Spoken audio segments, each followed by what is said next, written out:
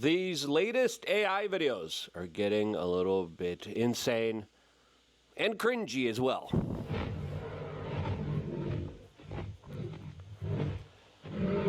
This as the meeting in Manila is now the meeting in Anchorage, Alaska. What in the world's going on here? As it looks like we actually will have a major summit between the Russians and the Americans, but the Ukrainians aren't too happy about this, specifically Volodymyr Zelensky, that I think understands his political career is over after this conflict, as he is saying that he is establishing a red line that already Vladimir Putin is propositioning as being one of the key factors here towards reaching a deal. All of this is also happening as Joe Rogan and former CIA operative Mike Baker had some very pointed, really interesting things to say about this entire matter, how it's unfolding, how it will unfold, and the likely trajectory of everything unfolding here as we are going to be commentating on this particular podcast interview, as well as all the current events that are unfolding surrounding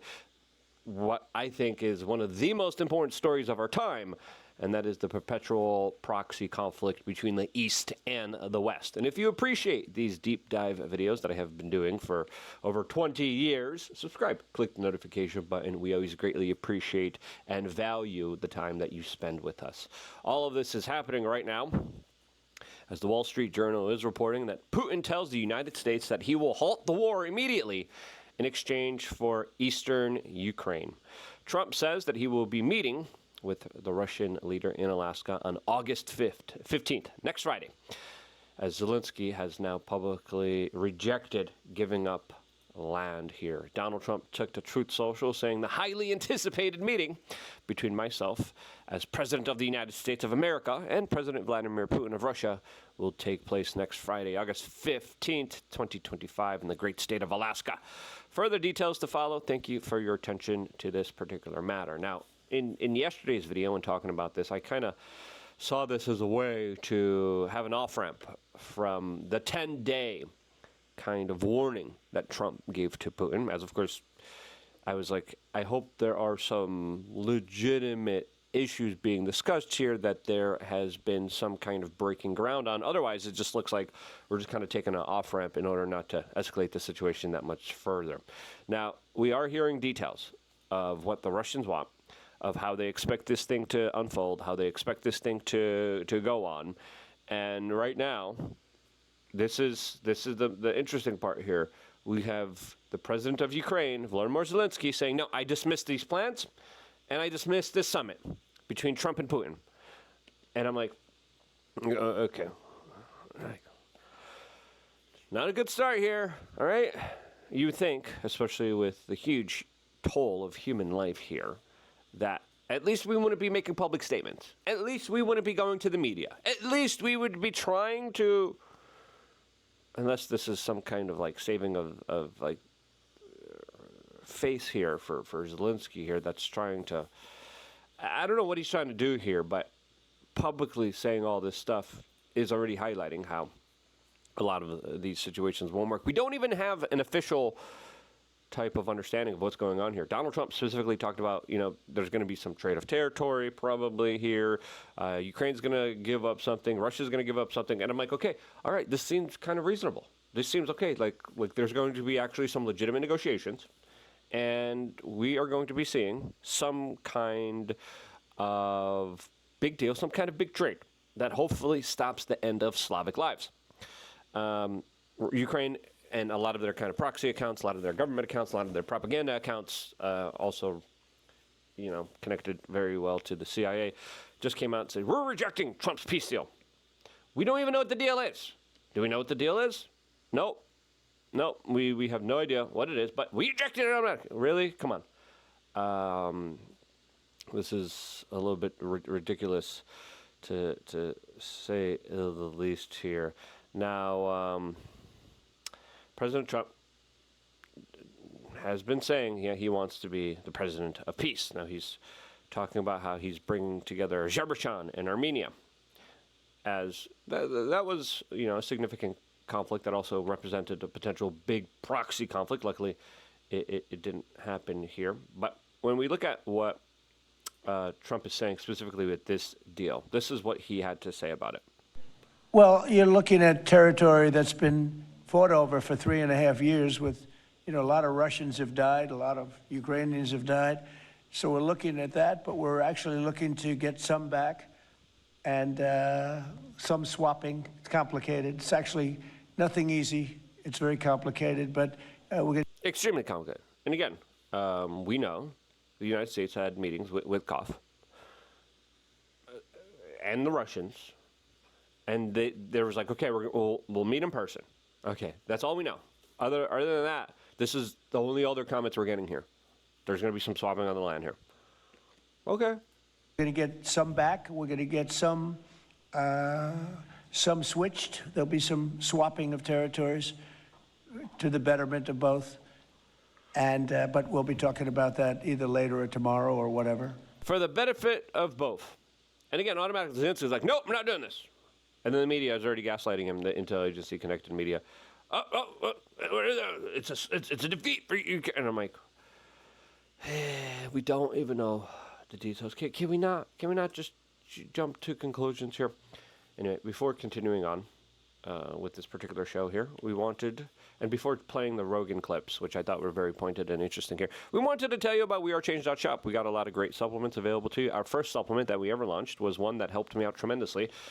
Get rid of 3 double chins, and now I only have 2. And that is ashwagandha. And we have a very strong ashwagandha. It's not for everybody. You should do your own research before putting anything into your own body. There's some people that just shouldn't take it. People who deal with high cortisol, high stress type of situations should probably, consider researching it. Especially, again, everyone's high stress now. Everyone's like, you're trying to survive in this market, all right?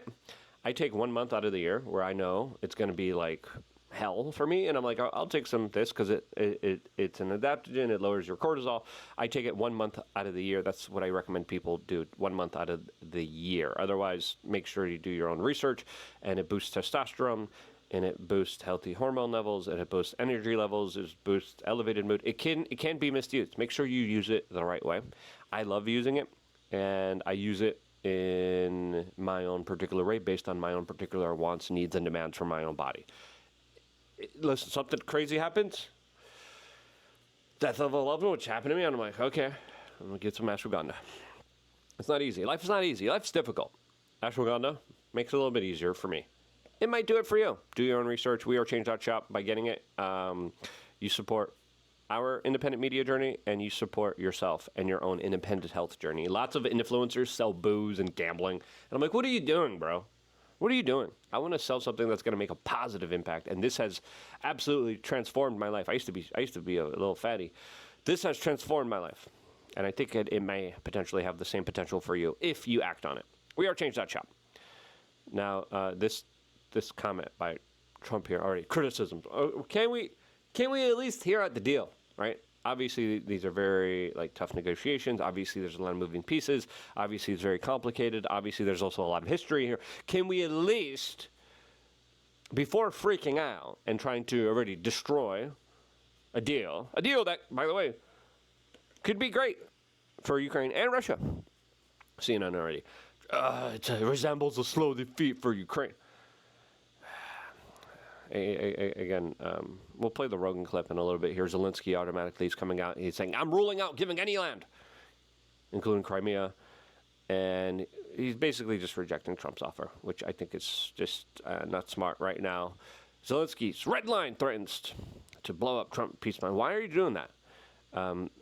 This is specifically what Mike Baker had to say about the situation when Joe Rogan asked him, hey, can the Ukrainians win here? Is there anything that allows them to win and salvage their land and territory here?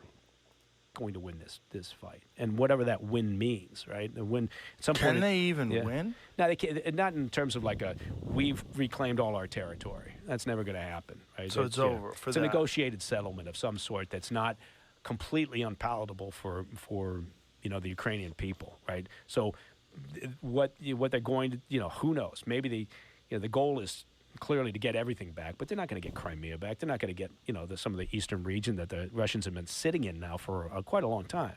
As some people are saying, look, it's war. What do you expect to happen in war? In war, you lost, you conquer your territory. That's what a lot of hardline people are saying here. And they're saying, no take backsies. And listen, whether you agree with that or not, the brutalistic nature of our kind of human life has always kind of told these particular stories. You fight, you lose. You pay the consequences. Now, a lot of other people are saying, no, we're not losing. We're going to win. This has been largely an extreme stalemate that has all the indicators here that the Ukrainians are at a huge disadvantage when it comes to manpower and when it comes to also the mixed matched equipment that they have. They don't have that same type of military industrial complex like the Russians do, that they could just produce artillery and drones faster, quicker, cheaper. Let's just be honest with ourselves. Now, the United States just copied the Iranian, what is it, Shaddai? I forgot exactly how they say it. They're kamikaze drones. And it looks like they are going to be, of course, replicating it and utilizing it for the future of potential conflict that will be taking place sometime in the future that will be overwhelmingly fought with robots.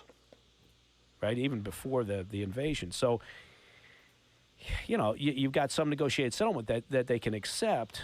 But, you know, if we say we're not going to support them, and you can't inflict enough pressure or whatever you want to call it, pain on Putin to get him in a serious way to the negotiating table, then ultimately, the Russian military will overwhelm them, right? Because they've got the support of China, they've got certainly the support of North Korea. North Korea's about to send another 30,000 troops to the front lines. And India and other BRICS nations that, of course, have been cooperating and working with them, lockstep and barrel.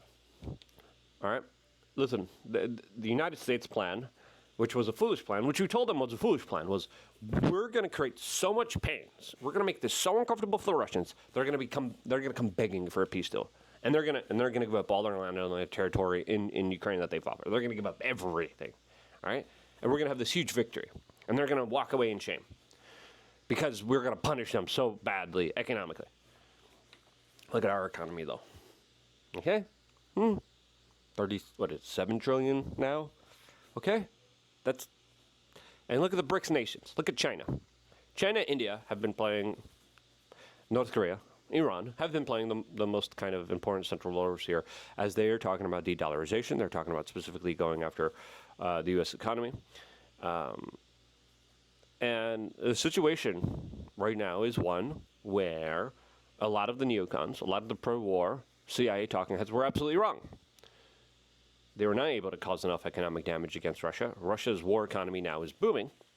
And now with their war economy and their whole economy being based on the war, the likelihood of them ending this war and ending this kind of war economy, it doesn't look too good. Let's just be honest with ourselves. And it was actually the whole sanctions, the whole aspect of we're gonna punish them, created a scenario and situation where we only enrich China and India and North Korea. India, China are literally making extra dough because now they get energy for cheap, but also they get to resell it to European countries and other nations around the world that just buy it from them. Russia still gets the war economy. Everyone else gets richer. We put on these sanctions that I would argue have been absolutely counterintuitive towards, one, the peace effort, two, American hegemony. And if you're looking at the best interests for America, the people who implemented these plans, which are foolish, and we told you they were idiots, and we told you that their plans were absolutely insane and stupid and backwards, they're the ones inflicting pain and damage on America. It's pretty clear, all right? They're the ones screwing over America. You want to care about America? You want to care about America's interests? You want to care about our debt? You want to care about making America great again? You don't follow this foolish plan, which doesn't work, which is stupid, and only empowers some of the biggest geopolitical threats against America and our interests.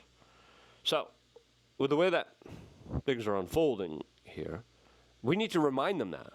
Get this video out there, share. You got to be like, hey, you foolish buffoons, you were wrong, and you inflicted damage, and you empowered our enemies. Why'd you do this? Because listen, we knew it was going to happen. We were telling you it's going to happen. We were telling you. These sanctions, this economic form of warfare, it's not going to work. It didn't. Even this former CIA guy, didn't work. And it didn't. And now, hopefully we end this disaster, which is absolutely ridiculous for us to be involved in the first place. Hopefully, peace is going to remain in Europe, and we could establish some kind of trade. We could establish some kind of network where we could actually peacefully coexist together while being able to financially enrich ourselves. On behalf of Putin. I mean, that's crazy, but we've got North Korean troops by the thousands fighting and dying in Ukraine. And so... And on the other side, we got Latin American proxies that, by the way, are sending their fighters that are then coming back and joining the cartels in Latin America with hardened fighting experience that the United States military just doesn't have. Okay? As the American CIA, as our resources, our tax dollars, is also by proxy being used to train some of the most hardened, hardcore, craziest cartel individuals in all of Latin America. As we're just declaring war on the cartels. The United States literally just did that. The United States reported, we're going to take military plans against Ukraine. Can you stop harming them and training them and teaching them everything in Ukraine first? That'd be nice.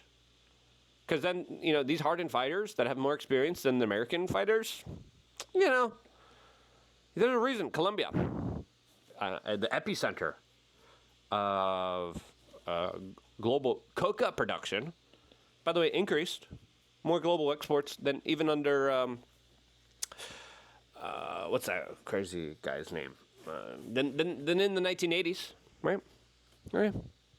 Cool. More of it's being exported out more than ever, right? When you look at the cartels, the United States is like, there's such a serious... Stop training them in Ukraine. That seems like a good idea. That seems like a great idea. I don't know about you, but that seems reasonable. The U.S. providing military support that keeps them in the fight long enough to hopefully, with the EU expanding what they're doing, to hopefully get Putin to think, okay, fuck it, I do have to sit down at the table. Great. Well, this is what's discouraging, is that Trump said, when I get into office, I can fix this in 24 hours. Yeah. I know. That seemed... Messaging problem. Again, crazy. Messaging problem. Yeah. It's always, I go back to that same thing. There's always a problem with and again, I'm just saying maybe get better, comms people, and try to get just a tad bit more discipline. That's something I agree with, Let's be honest with ourselves. The messaging, and again, it's one of Trump's greatest strengths and it's one of his greatest weaknesses. He just kind of goes off and says some wild stuff sometimes. He's like, "Oh, really, Epstein list? What Epstein list? You're horrible for it. You're fake news. You're a Democrat." What? I'm on the war in one day. Yes, please do. I like that enthusiasm. I really like it. Is he wrong for saying it? I mean, I understood it was a very complicated situation. I was very hopeful that he would, but I kind of realistically, and I kind of said this multiple times, like, this won't end in one day. I prayed that it would. There's so many young Slavic men that are just losing their lives. That for what reason? Why? Why are we sacrificing so many white European men in Europe? That's the real travesty, especially when you look at the population decline in Europe. Let's be real. A lot of people don't want to have that conversation, but I will, and I think all of us should, especially when it comes to the future of Europe. As Zelensky's literally talking about, no, we'll get migrants. We'll make it. Why the migrants aren't there now? Why aren't the migrants fighting there now? They're going to come in after the war. That's why. A part of a BlackRock State Street's official plan of diversification. We're going to make Ukraine diverse land. And all the Ukrainian men gone, sacrificed at the altar of the military-industrial complex of the intel agencies that didn't want to do the fighting themselves. They just sent them to do it. And then they're just going to bring in the sub-Saharan Africans and Indians to come on in.